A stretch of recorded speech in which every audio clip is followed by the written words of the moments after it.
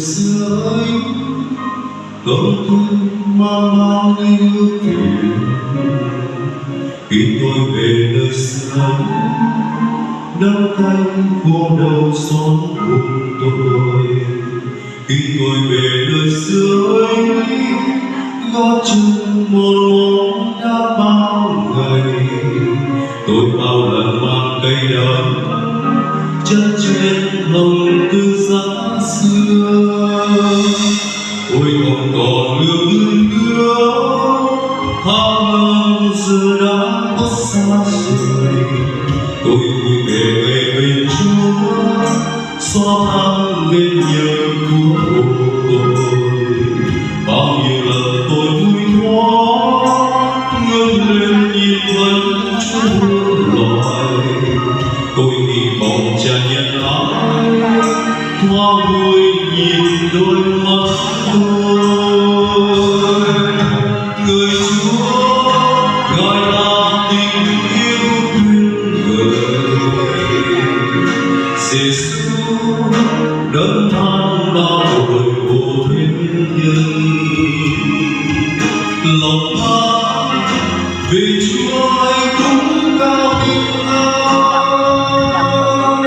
Tình Chúa rộng mấy biết lớn xa với đây.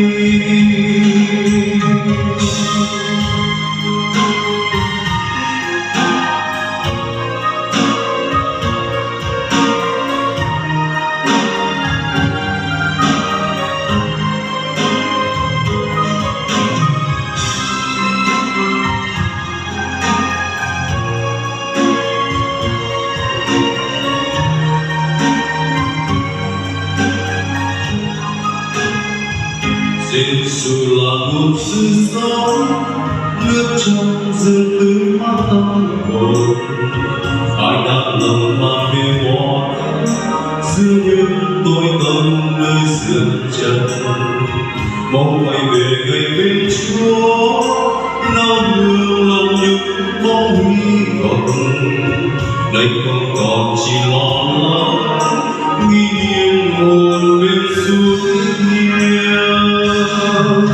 Người Chúa gọi là tình yêu tuyệt vời. Giêsu đấng mang bao tội của thế nhân. Lòng ta vì Chúa ấy cũng cao bình an. Tình Chúa rộng mấy biết lớn sao với đây. Khi tôi về nơi xưa ấy tâm tư mang bao nhiêu hương phiền. Khi tôi về nơi xưa ấy đắng cay